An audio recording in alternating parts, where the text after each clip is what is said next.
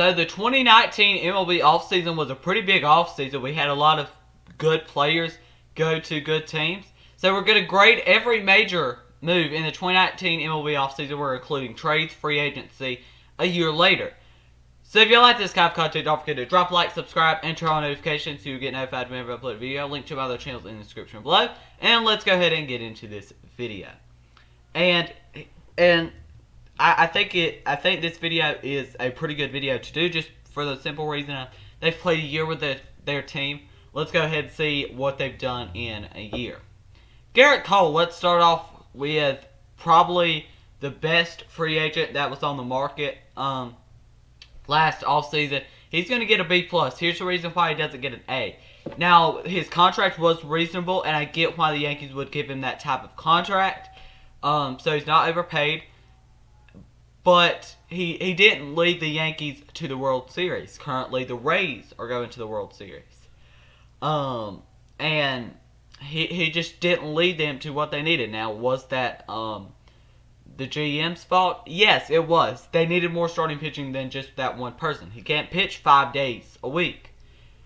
Anthony Rendon's going to get a C. Now, he had some injuries, which was a problem, obviously. That held him back. But the Angels were terrible. They were just terrible. They were so bad. Anthony Rendon and Mike Trout, that duo was great. But I mean, it just wasn't great. Steven Strasburg is going to get a D. Here's the reason. He was injured this whole season and is getting paid like $25 million. I mean, that's kind of ridiculous, and the Nationals were a 4th place team. That's pretty terrible when everybody expected them to make the playoffs, even though one year, Bryce Harper, he went to the Phillies. Then, Anthony Rendon goes to the Angels. We still thought they were going to be good, but boy, were they terrible. They were just terrible. Marcell Ozuna gets an A+. What a great move by Alex Anthopoulos, the GM of the Atlanta Braves. Great move there. They paid him like a 1-year, $20 million contract, and he's going to get paid this offseason. I mean, I could see a 4-year, like $80 million contract definitely being a possibility. And here's the reason for that is because Marcell Ozuna is really, really good.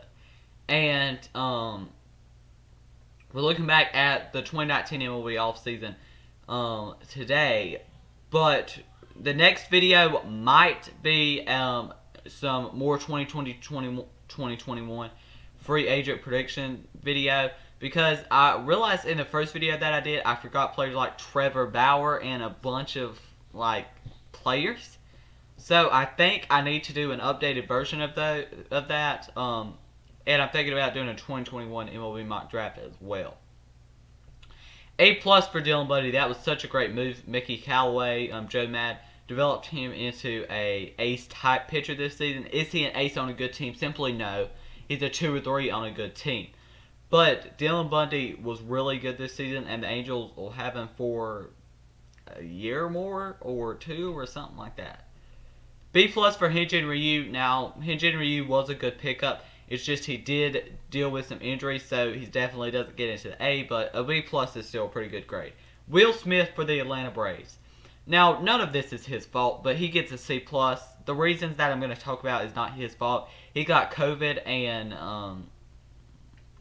he still pitched good, but he was out for 2 weeks with COVID. So, yeah.